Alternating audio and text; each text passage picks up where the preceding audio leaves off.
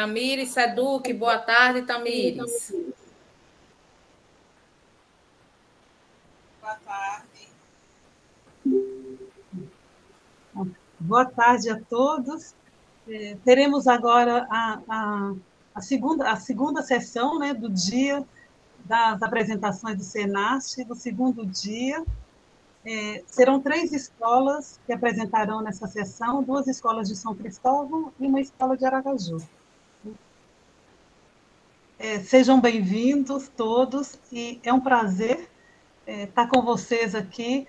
Eu quero começar parabenizando a todos pelo empenho em desenvolver trabalho, mesmo durante a pandemia. Então, como eu disse hoje de manhã, eu não preciso nem ver os trabalhos para achar que vocês já são merecedoras dos parabéns, porque se desenvolver um trabalho em tempos normais é difícil, imagina em tempos de pandemia, quando os alunos quando a gente está conectado remotamente, né? Eu sei que muitos trabalhos começaram antes do retorno presencial das aulas. Então, eu queria já começar parabenizando a vocês e agradecendo a vocês pela presença.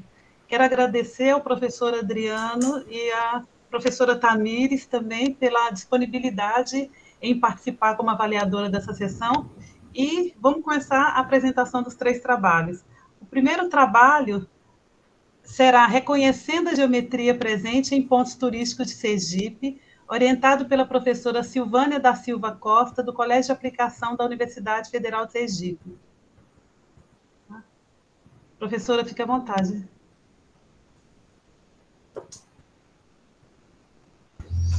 Obrigada. Eles mesmos vão apresentar, estão se encaminhando aí para apresentar também.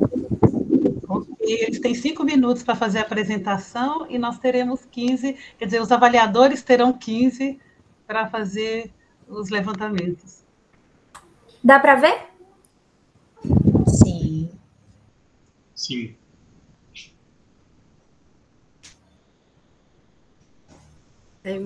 Bom, boa tarde. Hoje eu vou apresentar o projeto Reconhecendo a Geometria Presente em Pontos Turísticos de Sergipe, projeto do Colégio de Aplicação Universidade Federal de Sergipe. Eu vou apresentar juntamente com Gustavo e Rafaela, a nossa professora colaboradora, que é Cristiane Donato, e a nossa coordenadora do projeto, que é Silvânia Costa. Então, a justificativa do nosso projeto é reconhecer e valorizar o nosso estado, estudar a geometria a partir dos contextos que interessam a nós estudantes, ter um novo olhar sobre os nossos pontos turísticos e ter uma ampliação sociocultural sobre os ambientes que a gente está estudando, também vão ser estudados. Como o Gustavo falou, o nosso objetivo geral é identificar os elementos geométricos nos pontos turísticos de Sergipe, ampliando o olhar sobre esses pontos e aumentando a valorização da nossa região e da nossa cultura.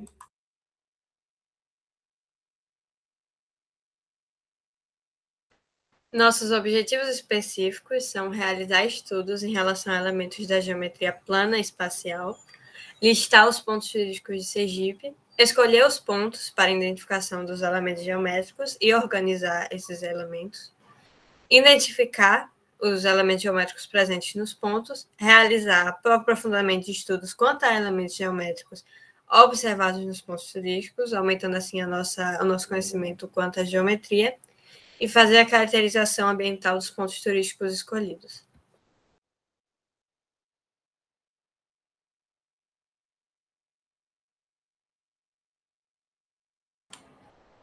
Então, a nossa metodologia é a pesquisa qualitativa com objetivos descritivos, instrumentos de análise como imagens, textos e documentos online, coleta de dados, inicialmente remota, devido à pandemia, mas também pode ocorrer em loco, com observação direta, utilizando instrumentos de medição e registro de imagem.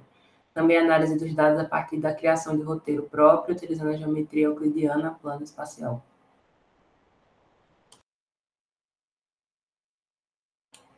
Aqui é um breve resumo do nosso roteiro, que foi a leitura de textos e trabalhos anteriores, a listagem de pontos, a escolha dos pontos, a construção do roteiro e a análise dos pontos turísticos escolhidos.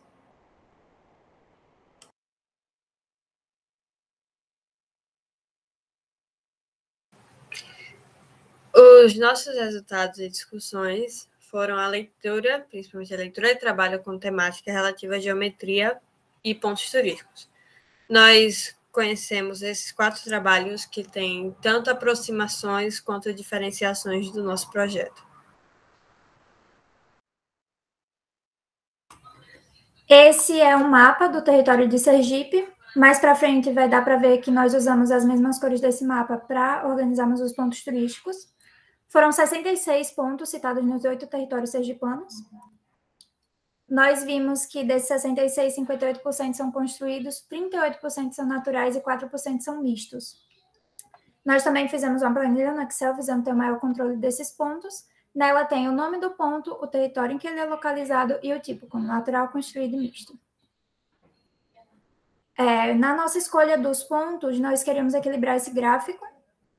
Então, no final, acabou ficando nessa ordem: a usina hidrelétrica de Xingó, a Foz do Rio São Francisco, a Cachoeira do Saboeiro, a Igreja da Comandaroba, o Orla Pôr do Sol, o Museu da Gente Sergipana, o Ecoparque Timbó, o Parque dos Falcões, a Abadia de Nossa Senhora da Santa Cruz e a Mata do Junco. Nós escolhemos essa ordem porque o nosso projeto necessita muito de imagens para que a gente possa analisar a geometria. E no Google, foi a nossa única fonte de achar essas imagens, mas algumas não estavam ideais para o nosso objetivo nessa etapa da pesquisa, então acabamos deixando por último para caso houver a necessidade de pessoalmente tirar a foto.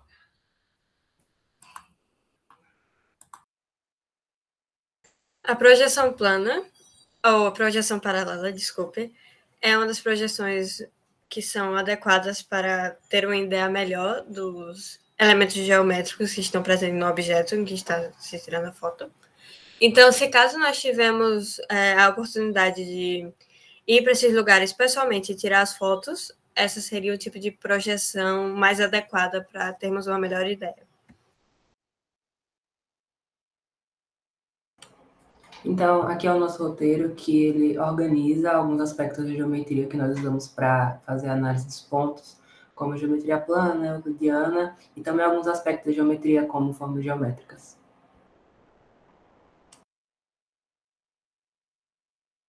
A análise, como o nosso projeto só tem 2 meses, então ainda não chegamos ao ponto de ter a análise dos pontos turísticos escolhidos, mas está em nossos planos já ir para esse passo. Nossas conclusões foi que o nosso trabalho possui aproximações com os projetos apresentados no resultado de discussões, mas também há diferenciações, principalmente a respeito da autonomia, quanto à escolha e passos realizados dos pontos turísticos, além da criação de roteiros e análises, bem como os processos de pesquisa envolvidos. Também percebemos que os pontos turísticos de Sergipe estão, em sua maioria, na região da Grande Aracaju, e que há elementos naturais e construídos, em alguns casos, ambos sendo, em sua maioria, construídos, 56% no total. Essas são as nossas referências. Obrigado pela atenção. Parabéns pelo trabalho. Eu vou passar a palavra para a professora Tamires para ela fazer as considerações e levantar algumas questões que ela desejar.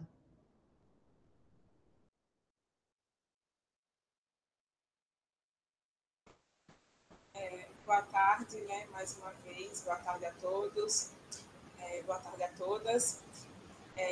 Primeiro, eu queria agradecer pelo convite, né? Por participar de mais uma avaliação da Cienarte, e também quero parabenizar a todos os envolvidos nesse projeto, né? Como a professora Márcia ressaltou no início, já é difícil fazer projeto, executar projeto, né, presencialmente, imagine agora na pandemia, né? Então, eu gostaria de parabenizar a professora Silvânia, que foi minha colega do mestrado. É uma honra, né, estar aqui avaliando um trabalho da sua autoria, né, também, junto com seus alunos. E aí, eu queria, só uma curiosidade, né, eu queria saber de qual ano, qual turma vocês são, os alunos, né?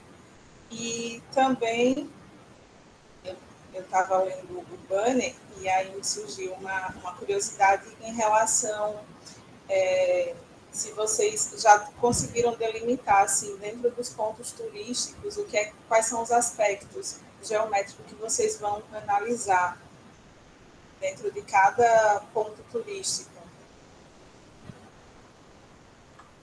Eu posso responder essa? Nós somos do primeiro ano, todos os 3. A gente ainda não chegou na parte de ver realmente a geometria nos pontos turísticos, mas a gente vai tentar procurar a geometria que tiver, de geometria euclidiana, plana e espacial. E é isso. Obrigada.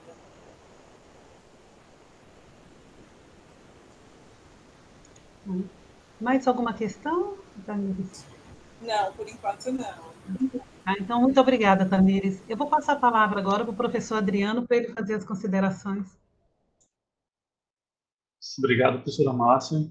Também gostaria de iniciar agradecendo o convite para, mais uma vez, estar aqui participando da avaliação desses trabalhos na Cienarte.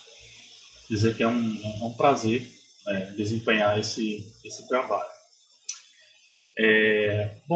Eu gostei muito desse projeto, né? Gostei de todos, mas esse me chamou a atenção um fato que é um projeto que apela à ciência, né? O estudo da matemática e também viajar, de certo modo, os alunos, assim, né? Quando estiverem executando a atividade de forma presencial, eles vão estar passeando, né?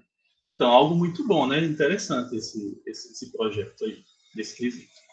Bom, pessoal, eu tive algumas dúvidas com relação a esse projeto de vocês. A primeira eu queria saber qual foi o critério adotado para caracterizar um ponto turístico.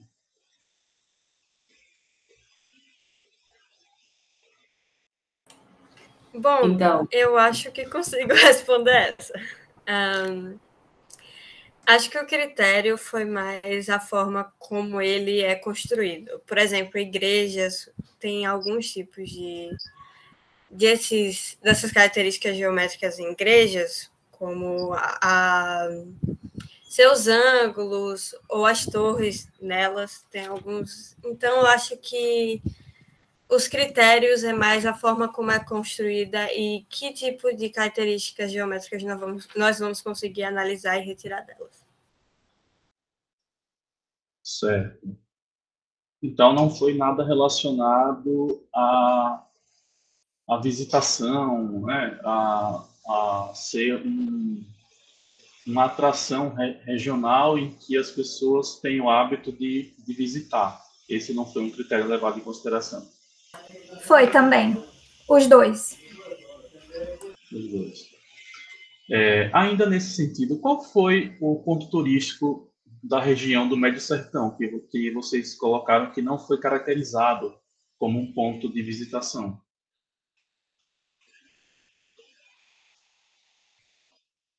É para responder essa? Ok.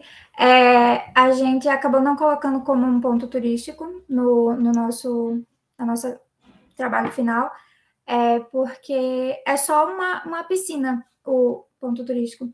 Então, a gente acabou não vendo como ter uma análise geral. Do ponto de vista da análise, assim, até teria, né?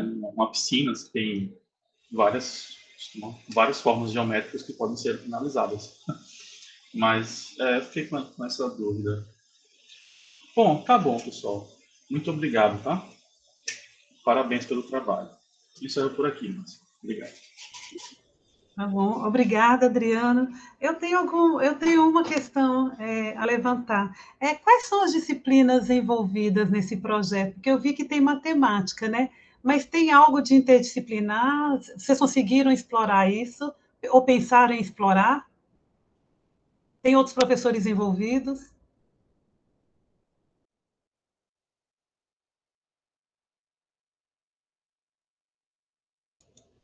Então, basicamente, é só a questão matemática mesmo, por enquanto. A gente não pensou em expandir para alguma outra área. Talvez no futuro a gente possa fazer um crossover, por assim dizer, com alguns professores de geografia para ajudar mais nesse aspecto da expansão.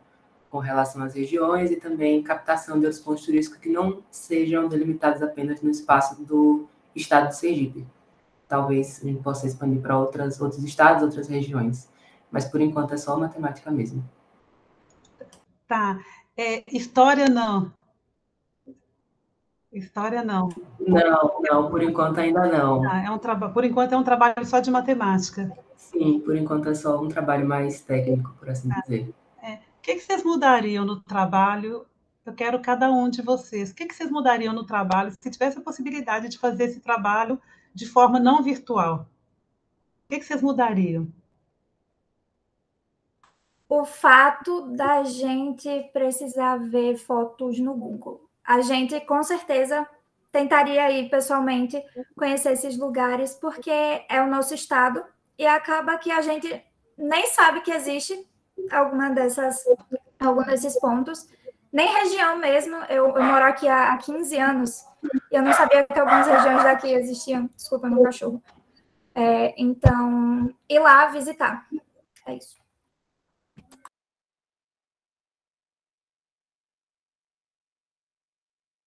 Gustavo, o que você mudaria se pudesse fazer de maneira presencial? Você mudaria para presencial? Mudaria, assim, eu acho que só a questão de visitar os pontos turísticos mesmo, porque eu acho que assim é mais difícil, porque a gente depende muito das fotos que outras pessoas tiraram, né? Então, às vezes a gente tem que se virar um pouco mais para conseguir achar um ângulo da foto que seja mais adequado para a nossa análise. Então, acho que realmente a questão de ir no lugar e conseguir tirar foto do nosso jeito fica muito melhor.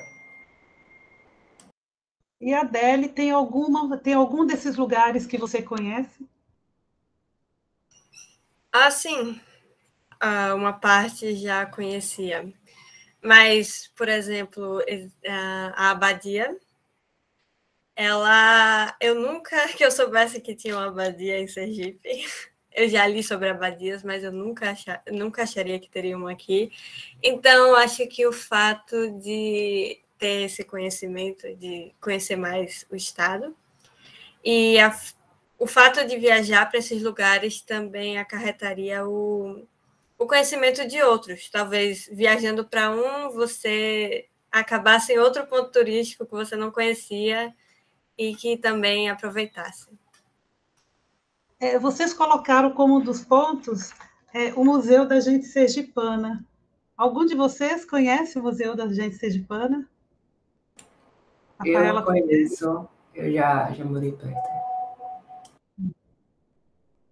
Eu ia falar que se não conhece, eu recomendo que conheça, viu? Porque eu não sou daqui, eu sou de Minas, e eu fiquei emocionada quando eu conheci o Museu da Gente Sergipana.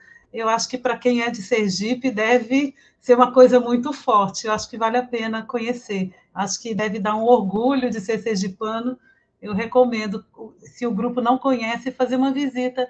E eu acho que lá já está aberto para visitações. Eu acho que vale a pena vocês fotografarem o Museu da Gente Sergipana. Eu acho que vai enriquecer muito o trabalho de vocês, e eu acho que não precisa se expor tanto para ir até Seção de São Cristóvão. Vocês moram em São Cristóvão, né? Ou Aracaju, acho que não precisa de tanta exposição para ir até o museu.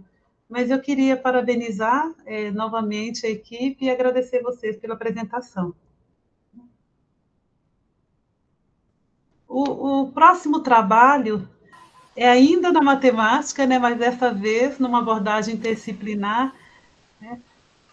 Desculpa, eu pulei um aqui. É análise das produções escritas e legitimidades matemáticas do aluno nos processos de construções de mapas mentais, coordenado pelo professor Darlison Wesley da Silva, do Centro de Excelência Professor Abelardo Romero Dantas, da cidade de Lagarto.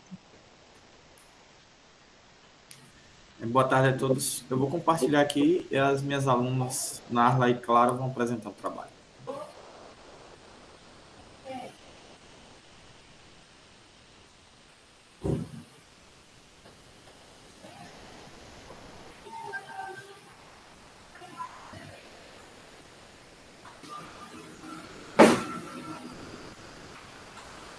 Boa tarde a todos, me chamo Narla Maria, sou aluna bolsista, juntamente com Clara Fernanda.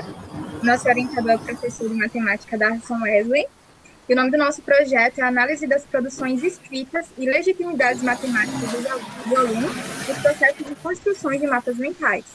Nosso projeto é da Escola Professor Valdo Ribeiro Dantas. Então, o objetivo geral do nosso projeto é instigar os estudantes a elaborarem mapas mentais e conceituais na área da matemática, utilizando esses mapas como ferramenta de estudo e pesquisa.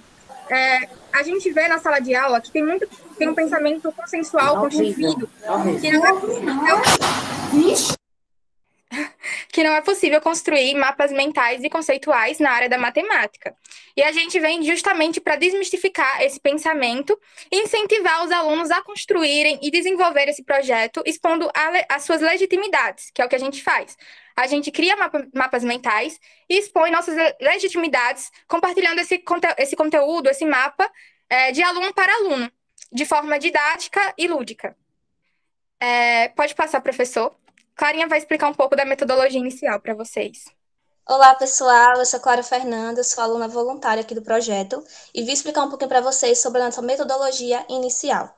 Inicialmente, pessoal, nós começamos esse projeto em 2019, quando estávamos no primeiro ano, e a gente fazia resumos das aulas de matemática como o nosso professor Darlis, que nos orienta hoje. Só que aí a gente foi contemplado com a FAPTEC, né? E aí a gente começou a trabalhar com esses mapas de forma mais direta. Pode passar, professor.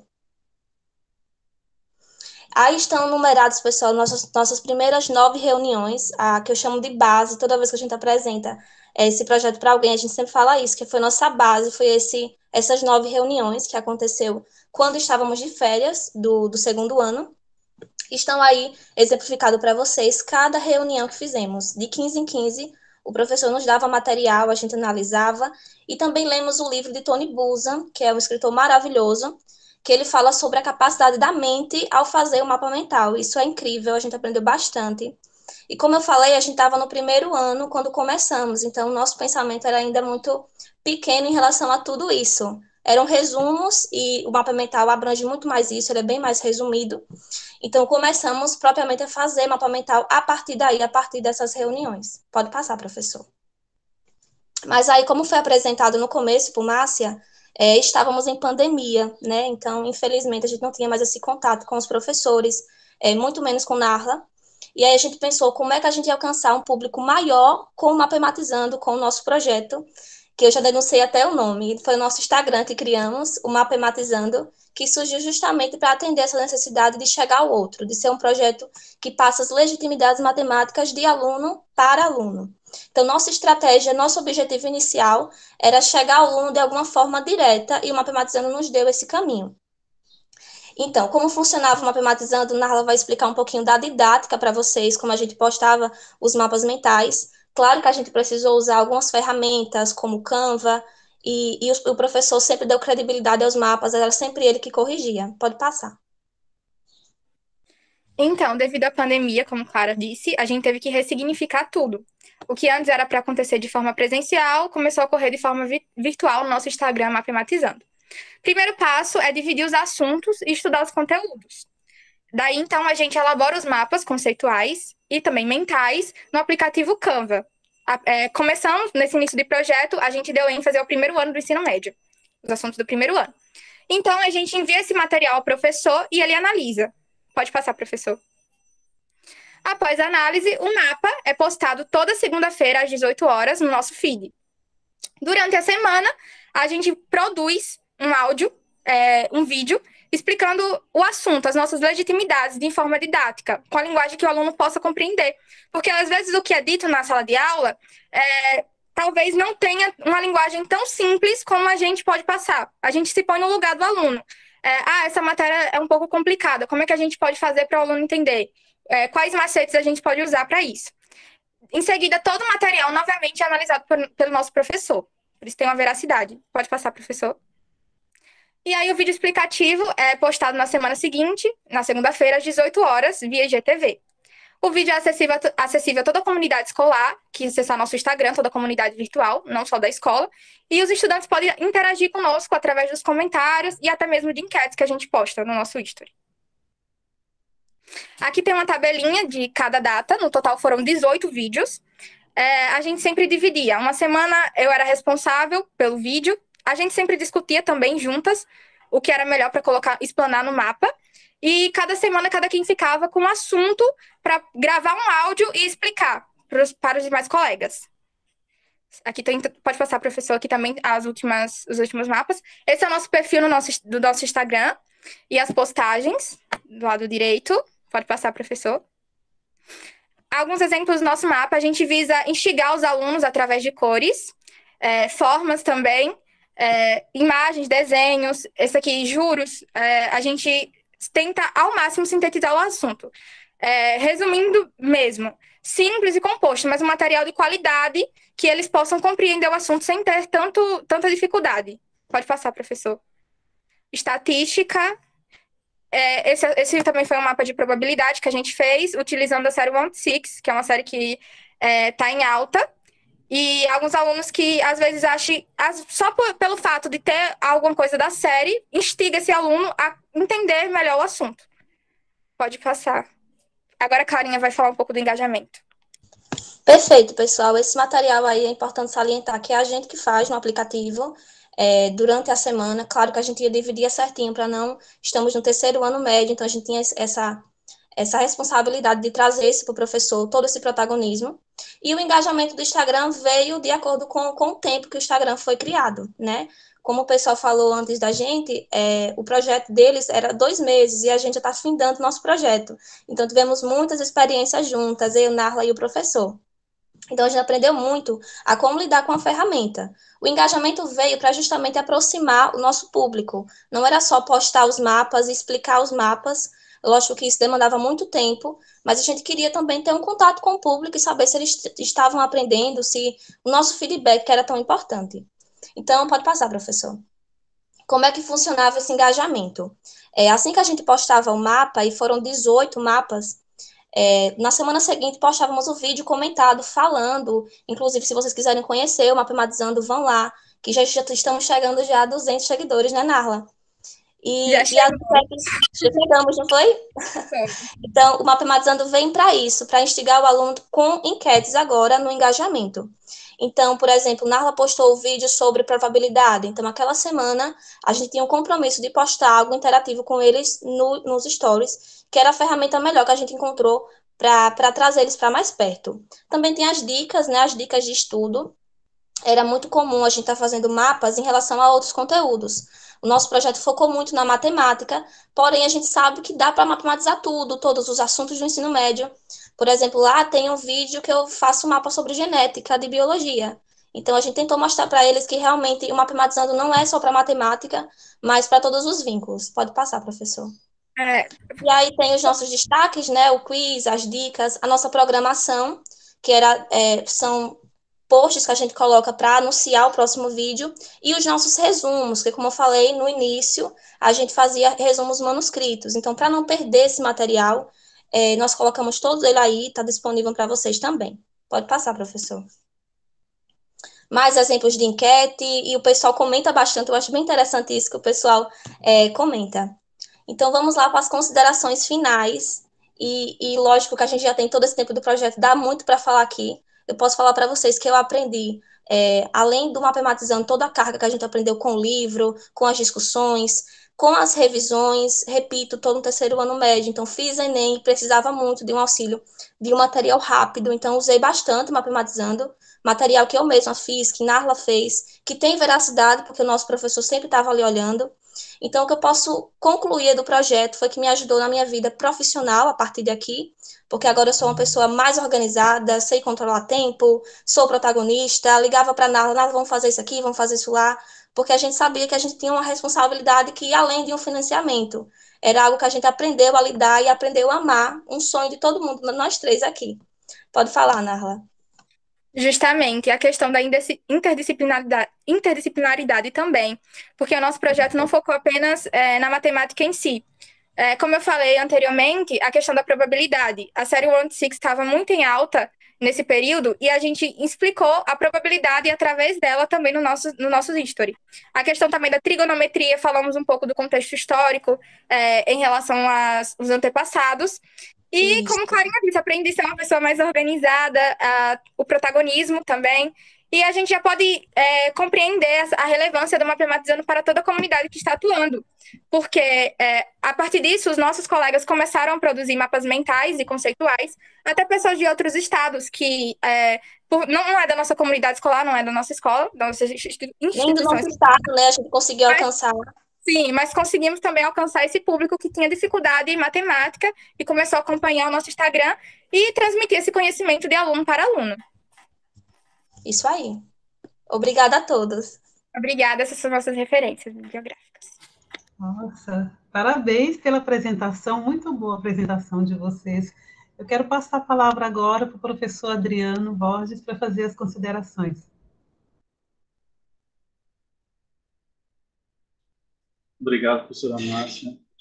Parabéns à equipe, parabéns ao professor pelo projeto. A produção de mapas mentais, de fato, ajuda, né, na compreensão dos conteúdos.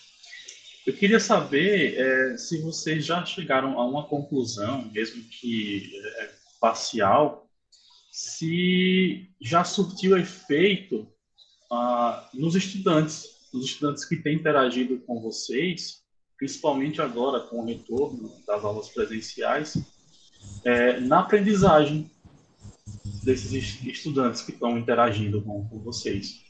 Vocês conseguiram notar e estão pensando em fazer uma forma de avaliar se houve uma melhora no desempenho desses estudantes através da utilização dos mapas mentais? Oi, Adriano, boa tarde. Que pergunta Boa tarde, interessante, eu fui questionada sobre isso também, em relação à relevância disso para os nossos seguidores, mas sim, a gente percebe bastante. Esse método que a gente usa de enquetes, eu acho que dá para alcançar esse público e saber justamente isso, se eles estão aprendendo. Então, quando eu faço um mapa sobre estatística e pergunto para eles sobre mediana, sobre mod, sobre média, e vejo eles aprendendo, vejo eles colocando respostas corretas, eu acho que isso já dá credibilidade ao nosso material e é muito gratificante. Narla sabe disso, da gente ver eles participando junto com a gente. Inclusive, a gente também realiza perguntas a respeito de 0 a 10, qual a sua dificuldade em logaritmo? Porque se esse aluno ainda tiver dificuldade, a gente explana esses mapas mentais. Faz enquete, insiste naquele material. É mais de qualidade do que quantidade. Sim, com certeza. Entendi. Tá muito bom. Parabéns, tá? Obrigada. Obrigado, professor Márcio. Encerro por aqui. Obrigada pelas considerações, Adriano. Nossa, parabéns pelo trabalho, eu gostei muito. Eu queria parabenizar as meninas pela desenvoltura também na apresentação, né? A Clara falou muitas vezes, não, porque eu já estou no terceiro ano, então tal. Não, mesmo no terceiro ano, a sua desenvoltura, a desenvoltura da Narla é muito grande, né? Todo mundo tem dificuldade, eu acho que a maior parte das pessoas tem dificuldade de falar em público, tem dificuldade de apresentar um trabalho, e vocês estão aqui apresentando um trabalho com toda tranquilidade do mundo, parabéns.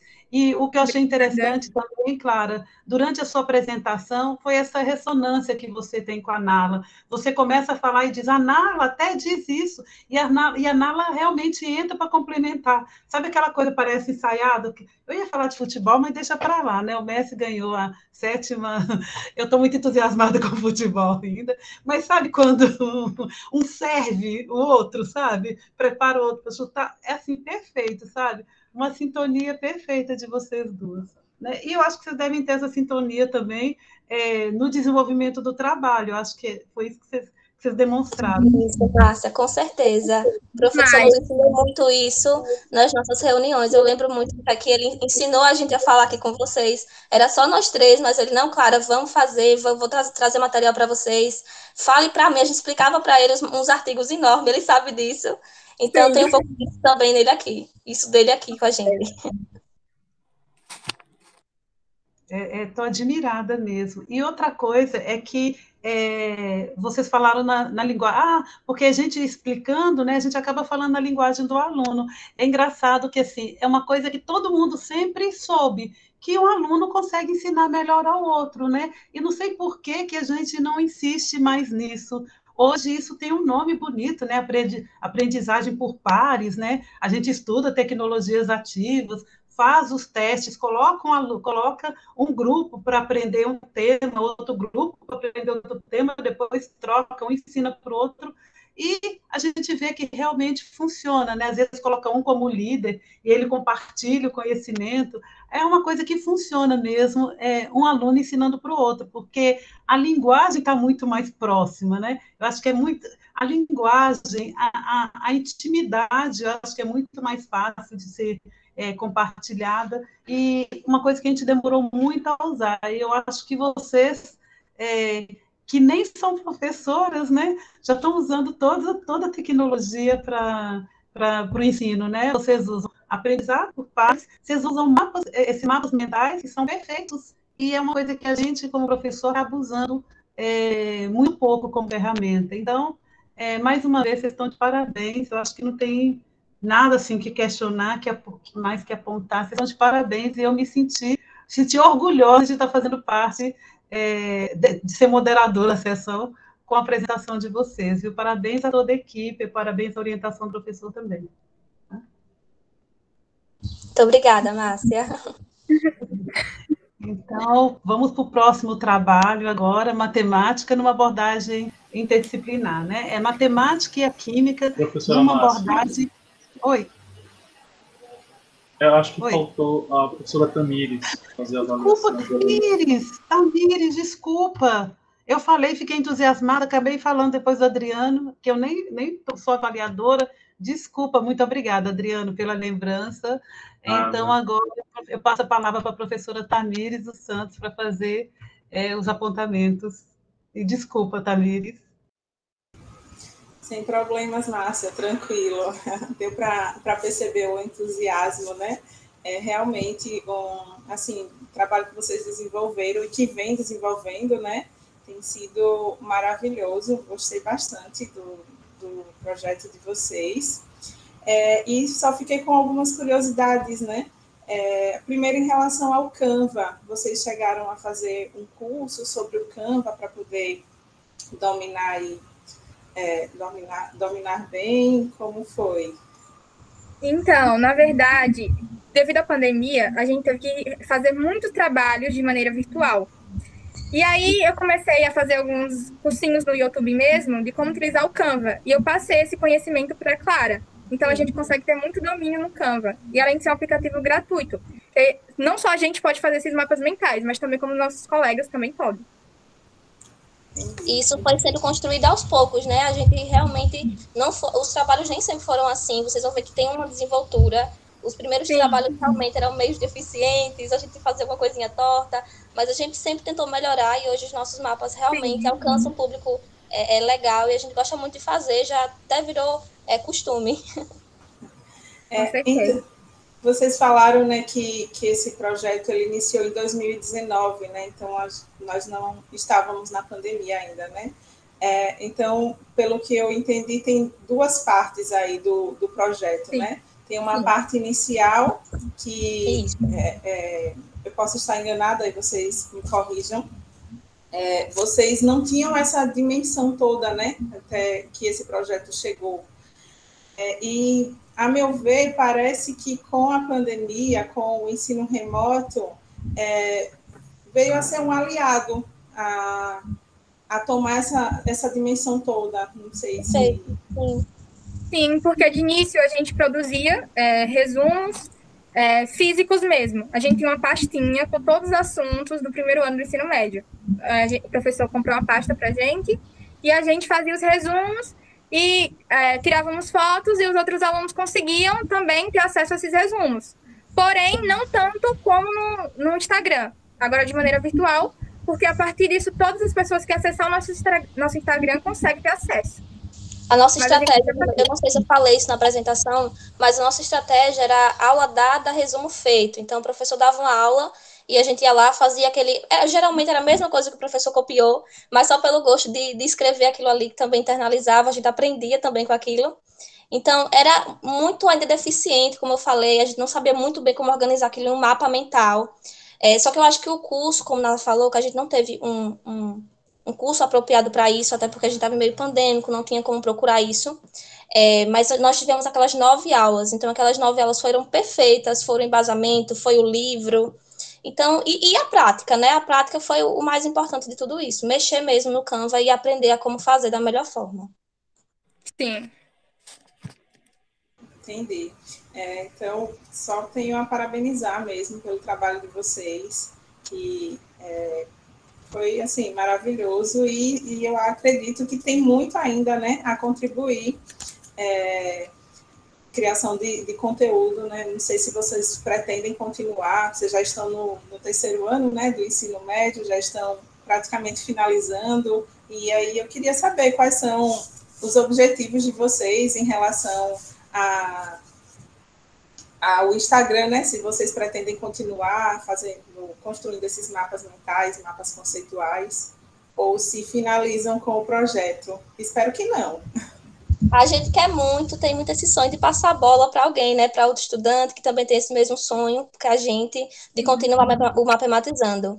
Agora nós vamos entrar na faculdade, né? Nós já vamos ser universitárias, com fé em Deus.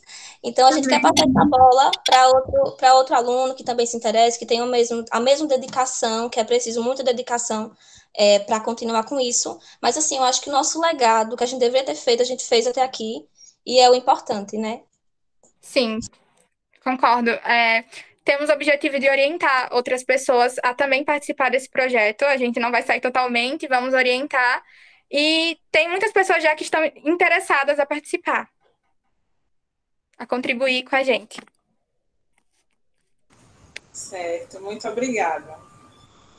Nada, obrigada a vocês. Tá, então, obrigada, Tamires. Então, deixa eu perguntar às meninas mais uma coisa. Vocês prestaram o Enem agora? Qual que é a área de vocês?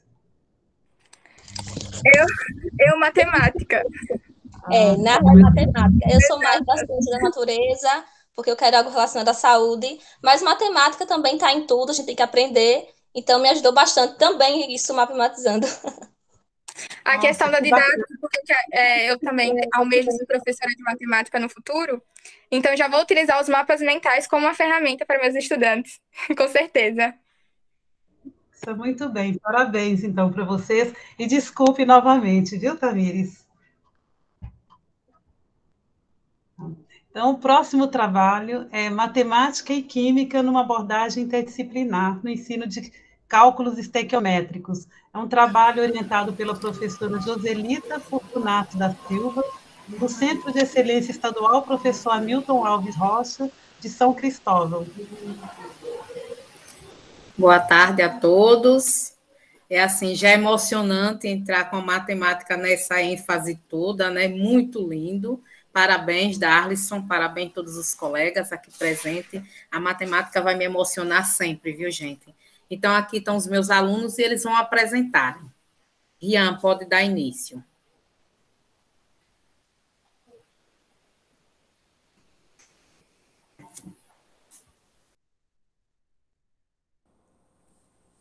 Boa tarde.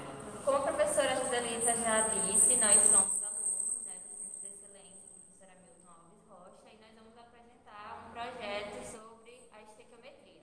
Eu sou Emily Rocha. Eita, eu não estou conseguindo ouvir vocês. Eu sou Ebert e quem está apresentando é Rian. Pode passar, Rian. É bom tirar a máscara na hora que falar. Tirem a máscara, por favor.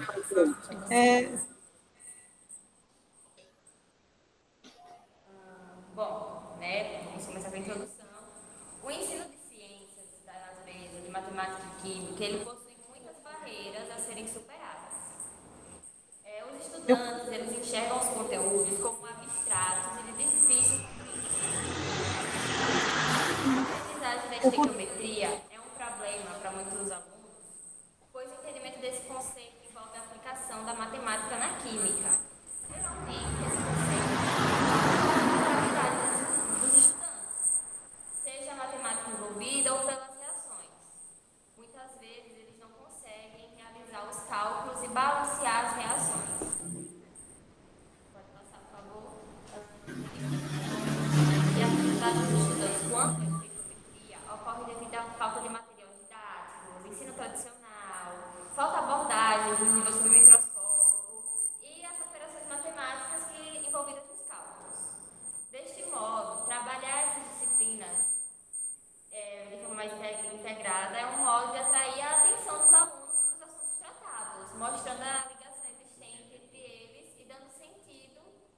Olha, o som está falhando muito.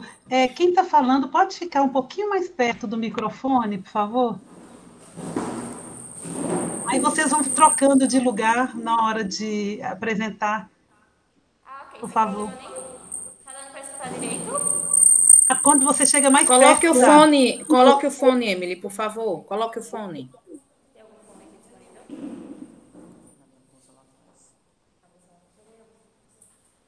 Só um momento, perdão.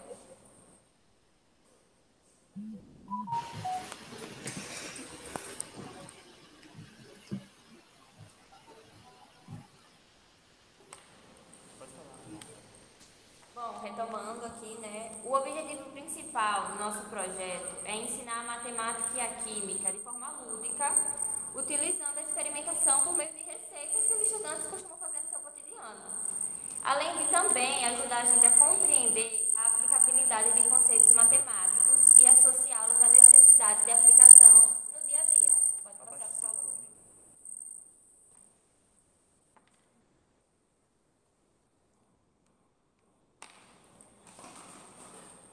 Materiais utilizados na confecção das receitas. Utilizamos o recipiente de plástico, o cuscuzeiro, a bacia, a balança de precisão, o liquidificador, o copo com medidas e a forma Está muito baixo. A metodologia usada no preparo das receitas. A gente fez o cuscuz comum e o cuscuz temperado. Vocês estão conseguindo ouvir? Eu não estou conseguindo ouvir. Não está escutando, A gente não está ouvindo, não. Ana, bota o microfone próximo à boca, Ana. Sim. Tá escutando? Não. Não, tá ruim, não. Deixa eu abrir no celular, peraí.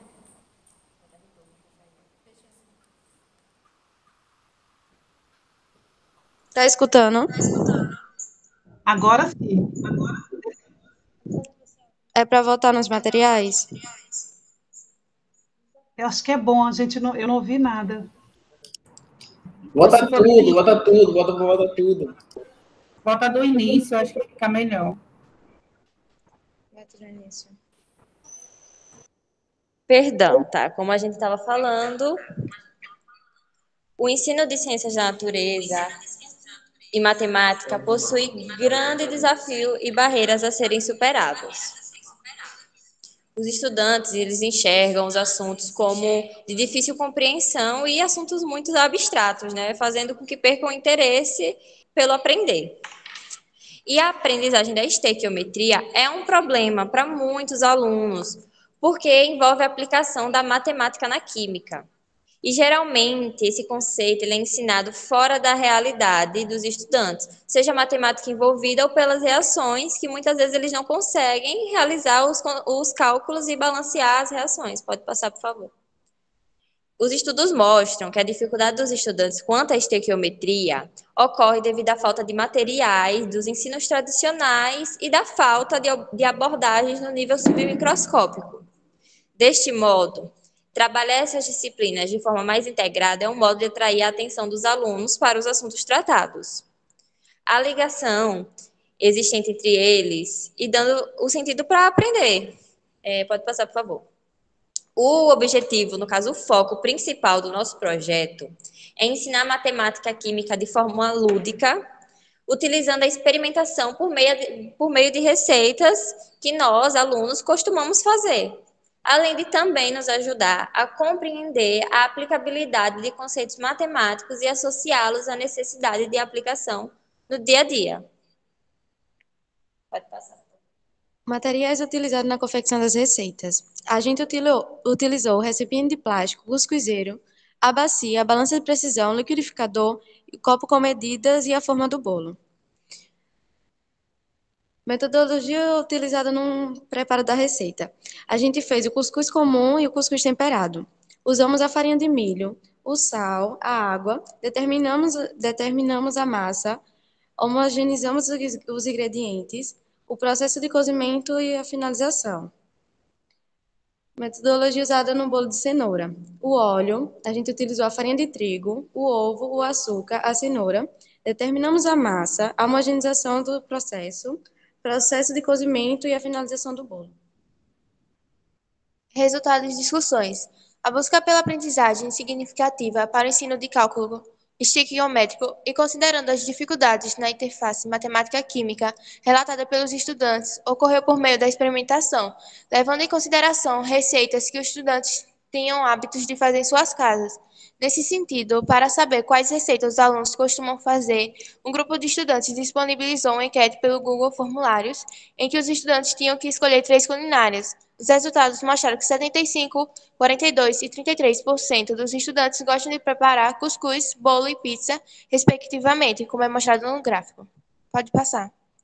Aqui na tabela, como vocês podem ver, temos as proporções do cuscuz comum e cuscuz temperado. A única diferença foi o tempero e as proporções utilizadas no bolo.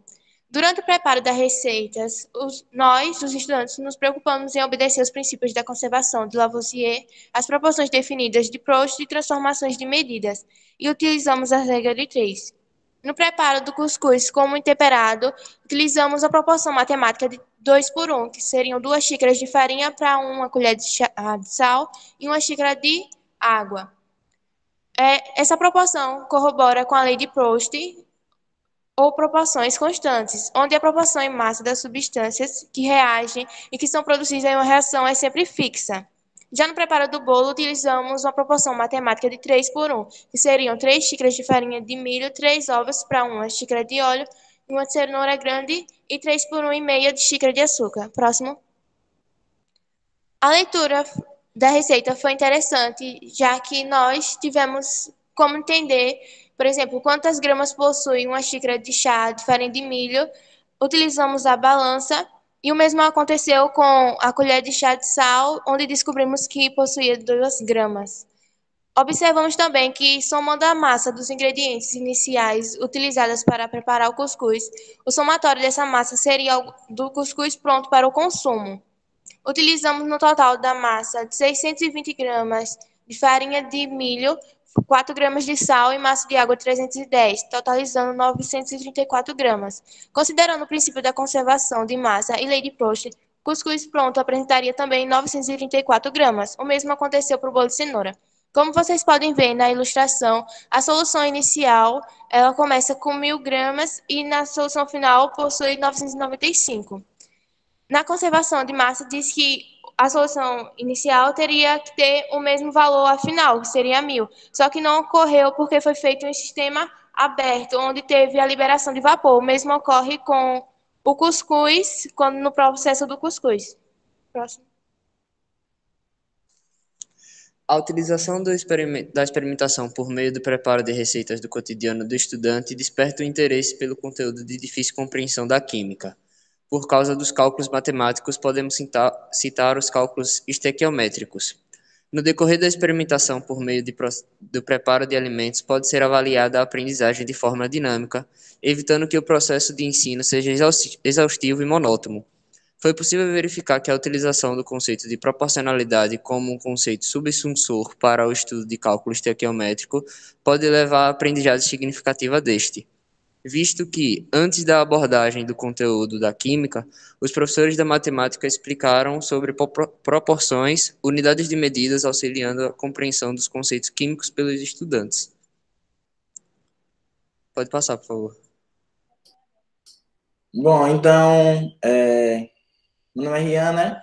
Estou passando aqui, primeiramente, para agradecer aos CEPA, o Centro de Excelência Professor Hamilton Alves Rocha, aos nossos professores, né, a professora Joselita, a professora Patrícia e o professor Marcos, que se disponibilizaram, né, e estavam o tempo todo à disposição para tirar nossas dúvidas, para que a gente chegasse aqui hoje e apresentasse esse projeto de acordo com o que a gente sonhou em fazer, né? E agradecer ao pessoal da Cienarte por estar nos proporcionando esse momento, né? A Márcia, ao professor Adriano, ao Tamires e a todos, né? Porque nesse tempo de pandemia, né, onde está sendo virtual, que é meio que está sendo difícil, né, fazer, porque o costume da Cienarte é fazer presencial, e a gente vê aquilo na prática e tal, e fazer de um modo virtual apresenta certas dificuldades, mas a gente superou mais essa barreira, e nós estamos aqui, e agradecer ao governo do Estado, Secretaria de Estado, SEDUC, E é isso aí, obrigado. E vamos às perguntas. Parabéns pela apresentação, parabéns pelo trabalho.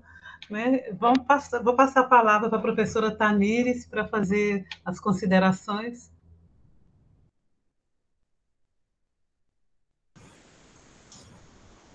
Primeiramente, gostaria de parabenizar, né? Imagino as dificuldades, né, que vocês tenham tido, né, para realizar, para executar esse projeto, né, por conta da pandemia. Mas pelo vídeo que vocês enviaram, vocês já chegaram a executar o projeto de forma presencial, não foi isso? Isso, nós conseguimos utilizar o experimento para confeccionar o projeto e entender mais sobre o que nós iríamos falar. Certo. E aí eu fiquei em dúvida se esse projeto já foi finalizado ou vocês ainda está em processo de execução, ainda está em alguma etapa ou já foi finalizado?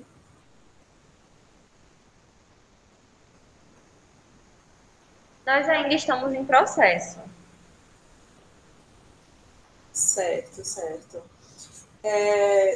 Os conteúdos, né? Aí eu vi que envolveram conteúdos da química, né? Conteúdos da matemática.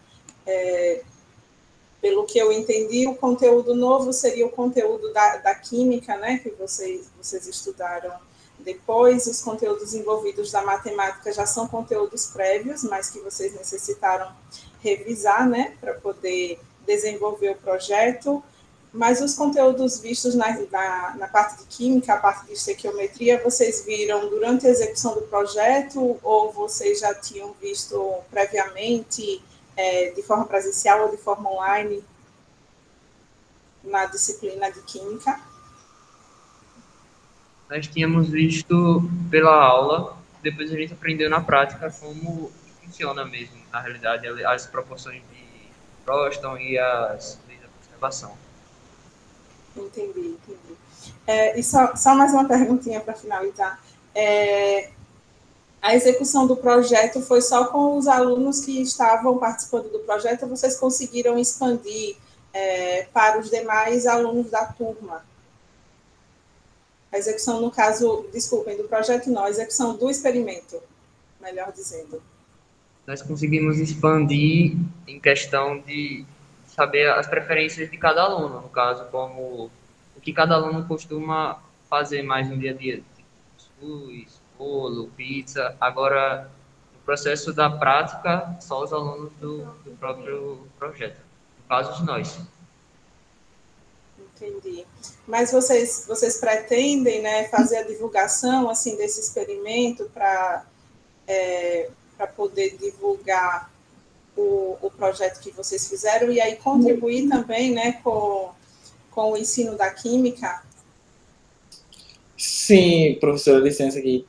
Foi até conversado isso durante a prática que a gente estava fazendo, né, do cuscuz temperado e do bolo de cenoura. A gente conversou sobre expandir esse projeto e fazer na escola, né, a gente tirar um momento do intervalo e a gente chamasse pessoas, a gente apresentasse o projeto através das proporções, a gente fizesse um cuscuz temperado para todos da escola, mostrando, né, que, tipo, tem como aprender através da comida. E até porque a química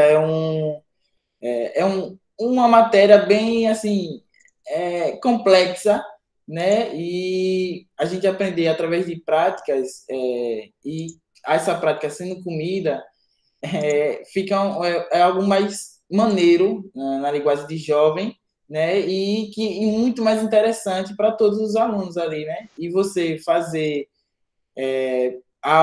alguma prática e usufruir dela é mais ainda, mais gratificante ainda, né? Mas o foco desse projeto é sim expandir para todos, expandir, deixar ele maior e para que a gente abranja mais alunos da nossa própria instituição. Certo, muito obrigada e mais uma vez parabéns.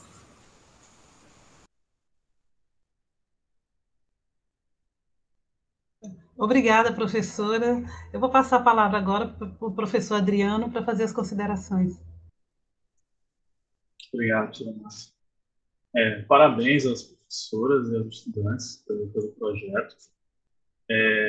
Eu fiquei com algumas curiosidades quando eu assisti a apresentação de vocês e também li o banner, porque vocês usaram conceitos de estequiometria, né? Afinal de contas, era o tema que vocês estavam querendo, quer dizer, estavam querendo não, que vocês estudaram, estequiometria. E aí, vocês utilizaram, por exemplo, a razão do 2:1 quando fizeram o cuscuz, né? 2 quantidades de farinha de milho para uma quantidade de água.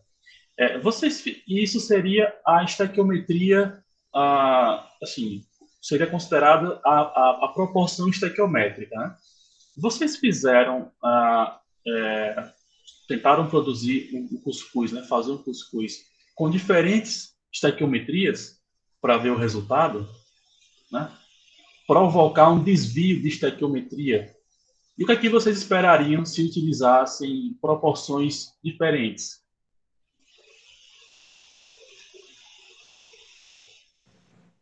Pode repetir, por favor, o final, que eu não entendi.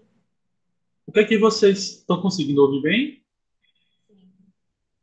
O que é que vocês esperariam obter, por exemplo, quando fosse fazer o cuscuz, utilizando proporções diferentes da 2:1 que vocês usaram? Mais quantidade, se, por exemplo, se a gente fosse dobrar o valor, a gente esperaria ter mais quantidade, seguindo sempre as proporções definidas do início, que eram 2 xícaras de farinha de milho para uma colher de sal e uma xícara de água. Só dobrando o valor, sempre seguindo isso. Caso a gente não seguisse as proporções, o cuscuz poderia ser diferente, ou o bolo poderia ser isolado, né, no caso, ou muito solado, no caso, ou muito macio. Por isso tem as proporções, no caso, para definir como seria o trabalho. Entendi. Então, com isso, vocês entenderam a importância da estequiometria, certo? Sim, isso mesmo. Na química, quando vocês estão estudando, né, essa parte de química, vocês estão vendo o quão importante é, né, na obtenção de alguma molécula, de algum material, né, a estequiometria correta, né? Então, é interessante essa associação com coisas do cotidiano para estudar um conceito curricular. Bom, era só isso que eu tinha para falar. Tá? Muito obrigado. Parabéns mais uma vez. Obrigada, professor Obrigado. Adriano. Eu tenho só curiosidades mesmo. Vocês fizeram um levantamento, né, entre os alunos e determinaram que as preferências para cozinhar era cuscuz, bolo de cenoura e pizza. Eu fiquei curiosa com essa pizza. Tem alunos que querem fazer pizza ou querem comer pizza? Para fazer? Acredito que grande maioria, quando votou, preferem comer, no caso. Eu achei, porque é um negócio tão trabalhoso em termos de tempo, porque precisa colocar fermento de pão, esperar um tempo para crescer. Eu falei, poxa, mas preferir fazer pizza, eu acho que eles escolheram a comida que mais gostariam de fazer. Mas pizza teria sido uma coisa interessante, porque precisa esperar que a reação aconteça, né? E fica dependente da temperatura também. Em dias mais quentes, né? Você consegue uma massa, a massa consegue crescer mais rapidamente. Em dias mais frios, você precisa trabalhar mais a massa, esperar mais tempo, né? Para ficar pronta. Talvez fosse interessante trabalhar com pizza, porque envolveria também, né, a velocidade de reação. Acho que é interessante. A outra coisa que é a questão de gênero mesmo, né? Os meninos responderam que eles cozinham mesmo, realmente eles gostam de fazer bolo, eles preferem fazer bolo de cenoura e cuscuz, os meninos, assim, sexo masculino. Eles responderam... Realmente, cuscuz é a coisa mais fácil que a gente tem em casa. Meia horinha ou menos, a gente já está pronto, já tem que comer. Então, é coisa bem mais simples. Agora, em sobremesa, essas outras partes, a gente pode utilizar o bolo. Os meninos vão para a cozinha e fazem bolo de cenoura? É isso que eu Também, entendi? professora, licença aqui. É isso? É porque, a senhora sabe, né? A gente gosta de desafios, né?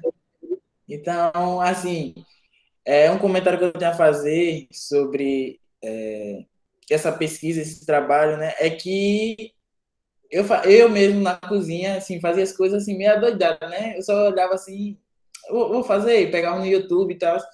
E na maioria das vezes a gente nega aquele modo de preparo que vem atrás do cuscuz, que vem com as determinadas proporções, né? Então a gente era assim, nada, velho, não vou fazer por aí não, eu sei aqui, é só dar uma pitadinha e tal. E como o professor Adriano falou, né? Na questão de 2 para 1, a gente às vezes se perde nisso, acha que não vai ter uma determinada reação diferente, só que a gente não vê num exato momento, às vezes, a gente vê depois, numa reação do nosso corpo, numa reação do nosso intestino.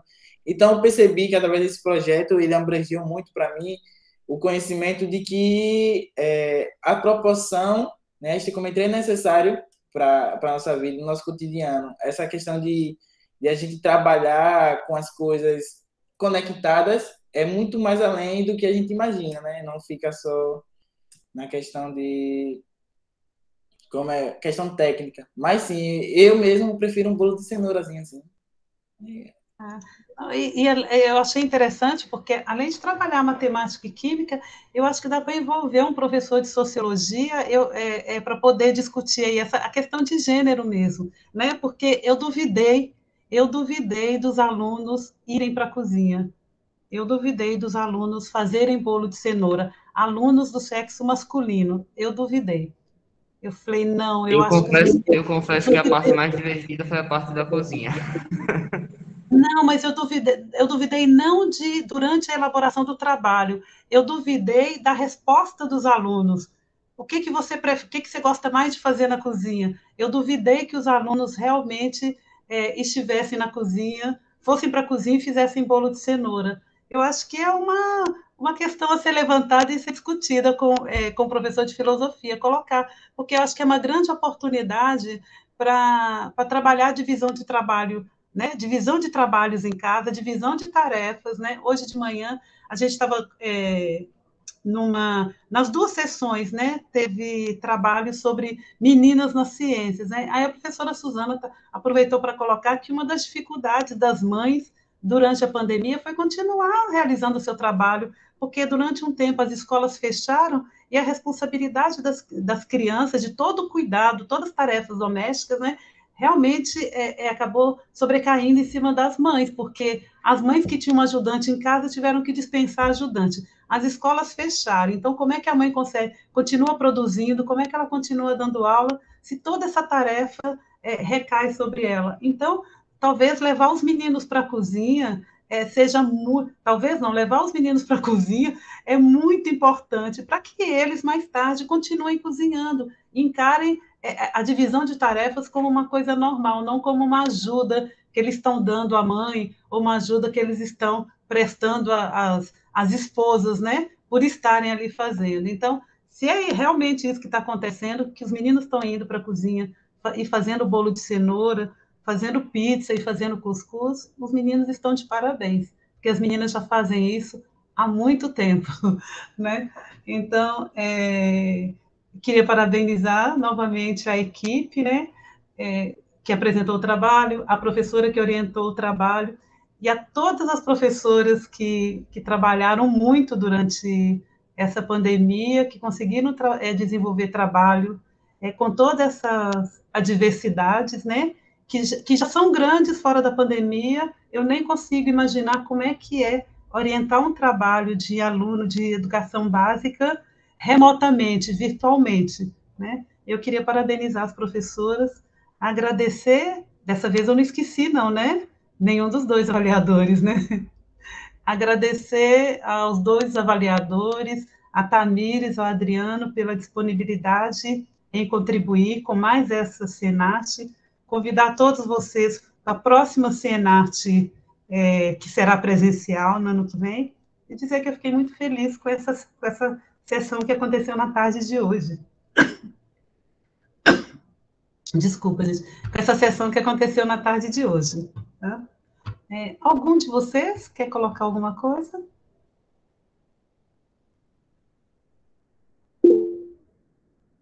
Joselita, fique à vontade. Então, eu já estava no chat, porque eu achei que não teria oportunidade. Mas gostaria, assim, de dizer assim, a Adriana, a Tamires, a Silvânia, né, a Darlison, esses professores que estão aqui presentes, que no decorrer da vida, depois de 33 anos de profissão, eu verifico uma coisa, é muito fácil a gente pegar e olhar para um aluno e ver que ele tinha condição e trabalhar com ele. Vocês visualizem os alunos que nós estamos trabalhando. Repare as condições que eles tiveram para isso. Então, é assim, para mim, vocês não sabem a cozinha que a gente foi utilizar, como a gente foi utilizar. Vocês nem imaginam, né, Rian? Né, meus filhos? Então, assim, não faz nem ideia, nem noção de tudo que a gente passou para chegar a concluir esse projeto. Porém, esses meninos precisam dessa oportunidade. Então, eu acho, sabe, Márcia, que todo o trabalho, independente do resultado, aqui valeu muito a pena. E eles foram, sim, para a cozinha. Olha, quem mexeu o cuscuz foi Rian. E o bolo e Ebert. Os meninos estavam à frente de tudo. As meninas colaboravam, mas elas estavam se sentindo já, entendeu? Muito aconchegada, porque eles mesmos fizeram questão de fazer tudo, desde a teoria, porque a gente provou isso no vídeo para vocês, até a prática. Eles participaram de tudo. Então, Tamires, Adriano, Silvânia, Darlison, para mim vai ser cada vez mais gratificante poder oportunizar. Obrigada, Cienarte, obrigada e obrigada. Márcia, um cheiro. Tá bom. Obrigada a todos, então. Tamires e Adriano, nós continuamos na sala. Tá? Se vocês quiserem continuar para a próxima sessão também, estejam à vontade e a gente aguarda os outros participantes. Tá? Obrigada, gente.